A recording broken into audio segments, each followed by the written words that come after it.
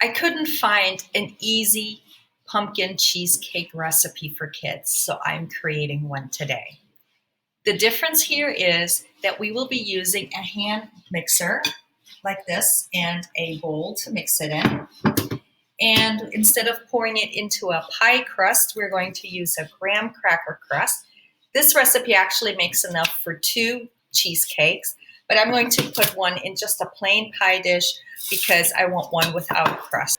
I'm going to use the same recipe that's on the side of the can, but instead of using evaporated milk, I'm going to substitute cream cheese. These are 2 blocks of cream cheese, and I've scooped them out with a spoon so that they're easier to add into the batter, and also it'll be easier for them to come to room temperature. It's important that all your ingredients, including the eggs, are at room temperature before you start because they will mix together much better that way. I'm going to begin with the pumpkin puree.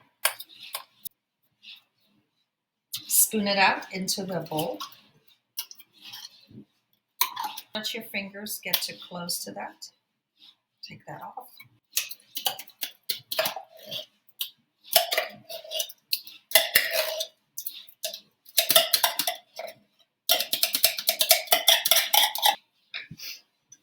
I'm going to use the blender to spread out the pumpkin puree. I want to set it down on the counter like this with the beaters over the edge so it doesn't drip on the counter. Next, I'm going to add 2 eggs.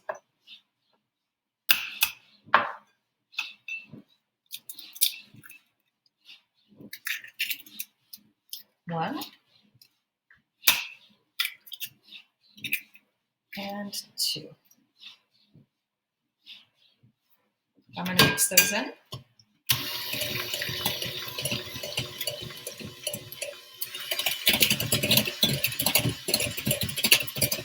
The recipes that I saw started with the cream cheese, but because the cream cheese is so stiff, it is very hard to work with. So it's easier to start with the softer ingredient and then add the cream cheese a few balls at a time because it'll be so much easier to mix it in.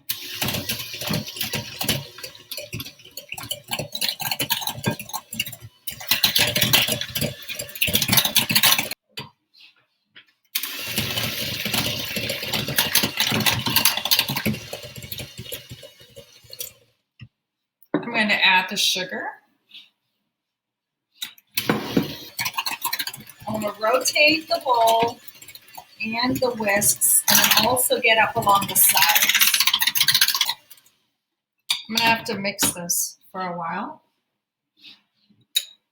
Next, I'm going to sift in the spices and the cornstarch.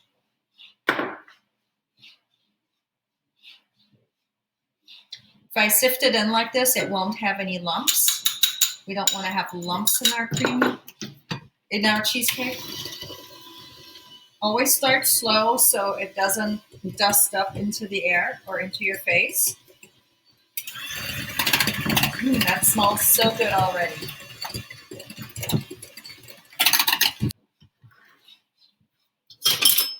When you get close to being finished, scrape down the sides so that everything is evenly worked into the batter. Keep mixing it until there are no more lumps. At the very end, add 1 teaspoon of vanilla and mix that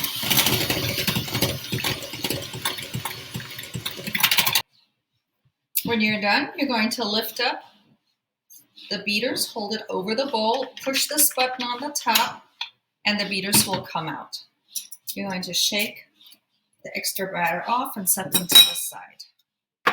And then you're going to check under here because there's often splatters. Make sure you wipe that clean, as well as the handle and the cord. You always want to keep your kitchen equipment neat and clean so it stays working well for many years to come.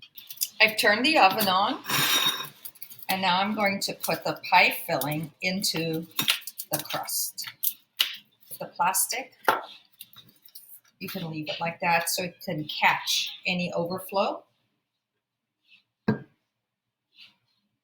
I'm going to pour this And you might need some help with this. It's actually better when you have some help, a helping hand. There we go.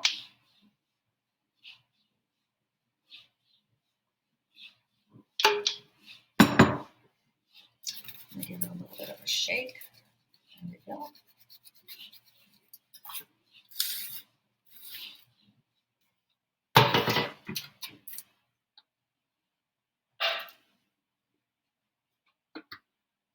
And into the oven.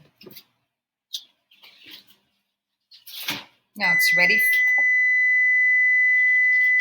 The oven is hot. I'm going to put this in the oven now. I'm going to bake that at 350 degrees for 1 hour. I'm going to set my timer so I don't forget to check. And while the pie is in the oven, I'm going to clean up the dirty dishes.